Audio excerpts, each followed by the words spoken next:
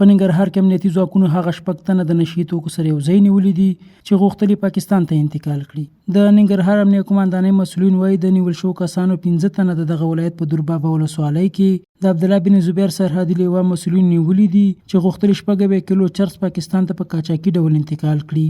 د ننګرهار امنیه قوماندانۍ وایي مولوي عبدالبصیر زابلیا وایي یو بل تن چې 39 کیلو چرس له کابل ننګرهار او بیا پاکستان ته قاچاق کول په درونټه کې نیول شوی دی.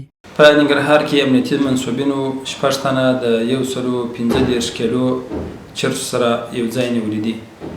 په ننګرهار کې د عبدالله بن زبیر رضی الله تعالی عنه لومړی سرحدي لیوا امنیتي منصوبینو د ننګرهار ولایت په دوربابا ولسوالۍ کې 15 تنه نیولي دي چې د یادو 15 تنو سره 80 کیلو چرس نیولي دي.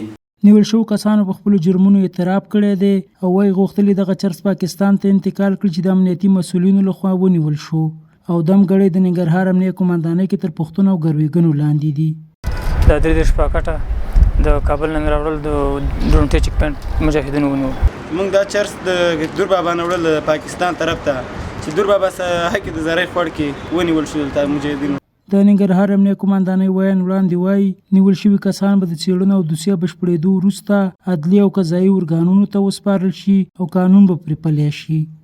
نیول شوي کسان یې د ننګرهار ولایت امنیه قوماندانۍ د نشهیي توکو پر وړاندې د مبارزې مدیریت ته سپارلي دي چې اوس فلحاله په یاده اداره کې تر پوښتنو او ګرویږنو لاندې دي چې وروسته به رسما عدلي او قضایي ارګانونو ته وسپارل شي. دا لومړی ځل نه دی چې په ننګرهار کې په زیاته اندازه نشهیي توکي او کاروباریان نیول کیږي. له دې وړاندې هم په سلګونه کیلو نشهیي توکي نیول شوي دي.